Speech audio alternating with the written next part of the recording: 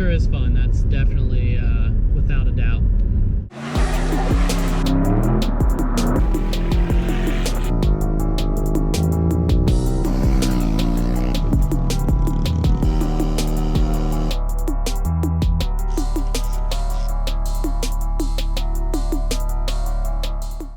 I'm going to try to get the shifting issue with the VR4 figured out today.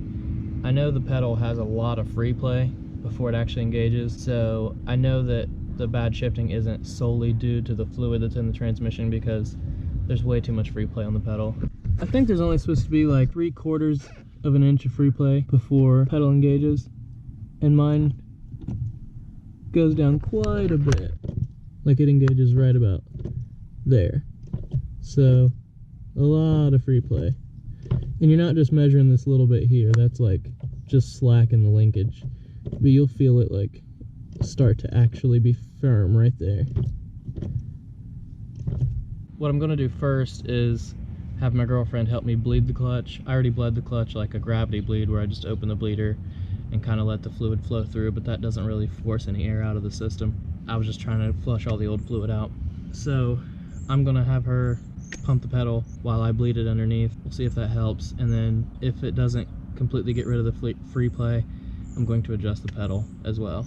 And then even if it shifts way better, I'm still going to swap the fluid in the transmission to what everyone recommends to run in it anyways. So yeah, hopefully I get quite a bit of improvement just from bleeding and adjusting the pedal.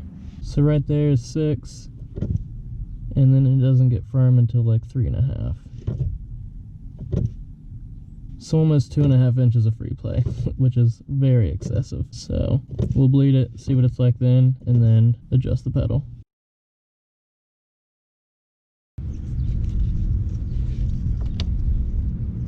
All right, push it and hold it.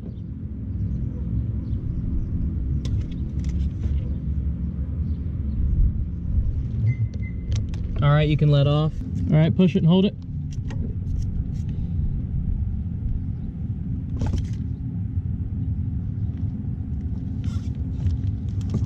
All right, you can let off. So we just bled it, and to me, I think it feels a little better, but when I measured it, it was the exact same free play, so I don't know if it's just some placebo effect going on. It feels better, but it's probably just in my mind. So right about 6 and about 3.5. I think that's right where it was at before. So I don't think bleeding it really did too much for that. So I may drive it right now just to see like if it did make any difference as far as how it shifts, just so I don't do like 3 things at once and then not know which one fixed it. I just like to know which, you know, whether it was the clutch adjustment, bleeding the clutch, or replacing the fluid in the transmission. I want to know like which one actually fixed it. So I may drive it now just to see if it makes any difference at all. I'm still going to adjust the clutch because obviously it's not adjusted properly, but I do just want to know if it made any difference. So after bleeding it, it does shift into gear a lot easier. Like I would never be able to do this just sitting at a stop. Obviously you can still hear that it grinds, but I would never have been able to put it in reverse either. So it is better, but I still need to adjust that pedal. But we're making progress, so that's good. It means I don't have to replace the transmission, because that would be no good. Yeah, it's still not perfectly smooth shifting, but it is better than it was. So the car is actually like drivable now. It was almost, I mean, I was driving it, but you could not get it into gear at times. But there'd be like at stoplights or in a parking lot, once you came to a stop, you could almost not get it into first or reverse at all. And now it actually, it's not super smooth, but you can get it into gear. So I'm gonna not adjust the pedal just right yet, because I'm trying to beat the rain that's coming. It's already started to sprinkle a few times. So I've got that car where I can actually drive it without it being an issue. So it is drivable. The truck, however, not so drivable. I ran out of time the other day. I replaced the ignition cylinder, and that seemed to not be the issue. I think it's the ignition switch is loose. So I'm gonna finish doing that, see if I can't get this thing where to actually start, because it would almost not start at times. I'm trying to get my priorities straight and not mess with the fun car and 2 vehicles that I can drive. That way when one fucks up, I still have another one, because that happens a lot when you drive nothing but old pieces of shit.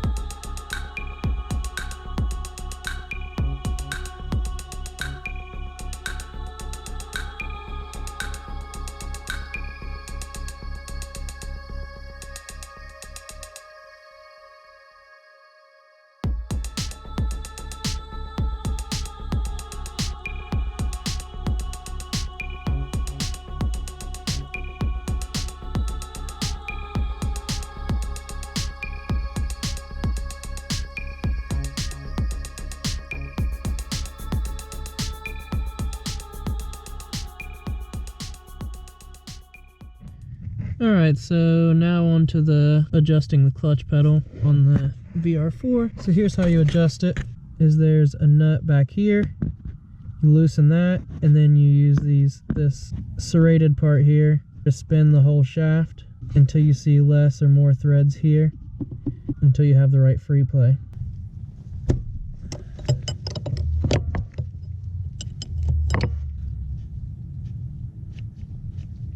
So we've got too much free play, so I'm going to unscrew the adjusting stud, which screws it into the master cylinder a little farther, which should make it engage a little sooner and therefore give us less free play. Maybe these pliers will give me a little more movement.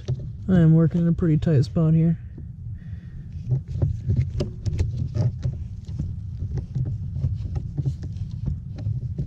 Alright, I may have to move this camera so I can get in here a little better, but you get the idea of what I'm doing here. So I adjusted it. You can see there's a lot less thread sticking out now. So you can see the pedal's right at about 6. And now it starts to catch right before 5. That's about 3/4, a little bit more than 3/4 maybe. That should make a nice difference, because it was 2.5, it was way down here. So now we should get a lot more clutch travel, a lot more clutch disengagement, which I believe is what a huge part of the shifting was the clutch not fully disengaging when you push the pedal down. All right, so got it all adjusted. I did get the lock nut back tightened on the adjuster. I didn't show that on the video, but I did get that tightened back up.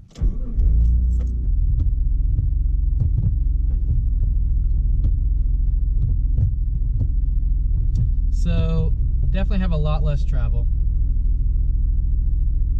but it's still not going into first gear like as I'm sitting here.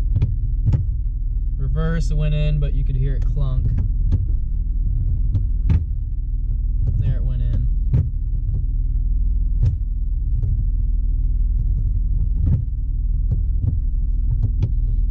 I really thought that was going to make a way bigger difference.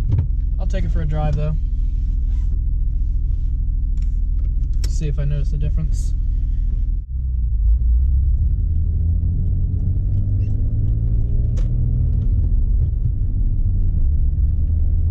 So it definitely feels better as far as the clutch isn't engaging right off of the floor like it did before, but it's still hard to really tell if it's any better than it was just when I drove it earlier after I bled the clutch.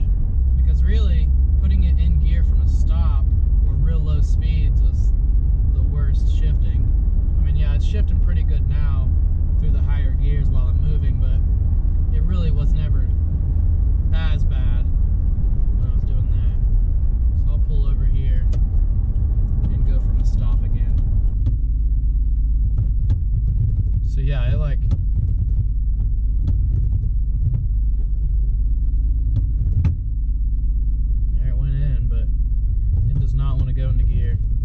I think it's worse putting it in gear at a standstill now than it was when I drove it earlier after I bled it.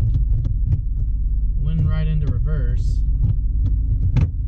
Yeah, it's still really hard to get into gear at a standstill.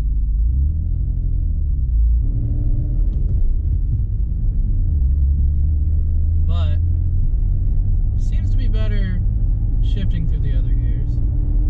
That's really weird. It seems worse now getting it into first, but better from second on. Yeah.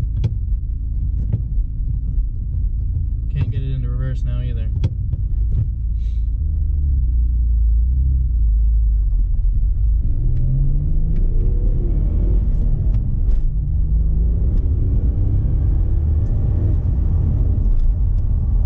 It seems to shift better under high power like that. Before, like when you're driving really aggressively, it would be really hard to get it into each gear. You'd have to take forever to shift.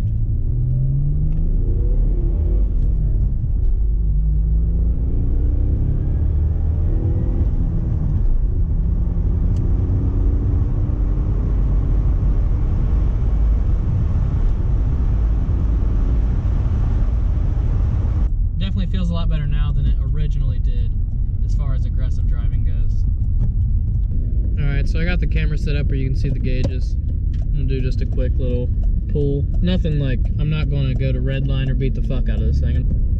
Alright, starting off in first.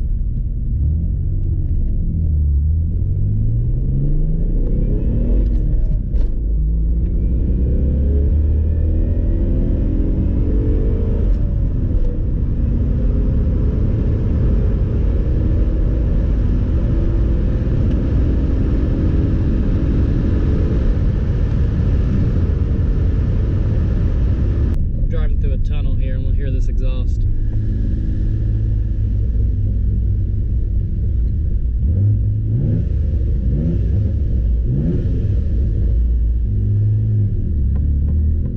Nice. Do another quick little pull here, just rolling in second.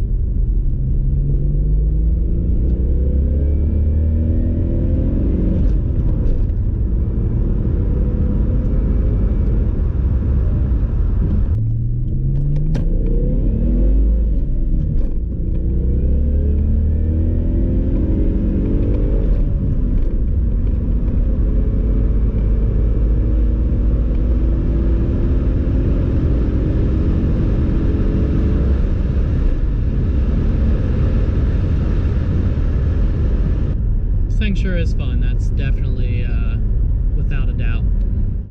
Is it the fastest car in the world? Fuck no.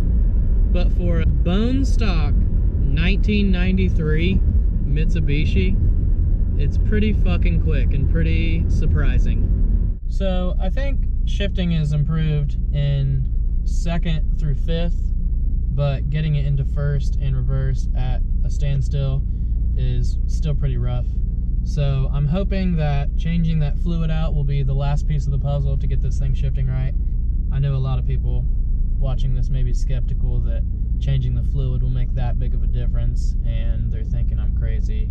But these transmissions are very particular on what fluid you run in them. So I'm hoping that the fluid does make the improvement. If not, I'll replace the clutch master cylinder and slave cylinder. And at that point, if it still isn't shifting right, then the only thing left is the synchros are bad and the transmission needs rebuilt or replaced with a good one. But take this one piece at a time. It's now 11:30 at night, so I'm going to give it up for the night. Try to get up early in the morning and get the truck ignition put back together. And then if I get that done and have enough spare time left over, I'll try to swap the fluid out in the car and give it a test drive before I have to go to work. But that's it for tonight. Thank you guys for watching. See ya.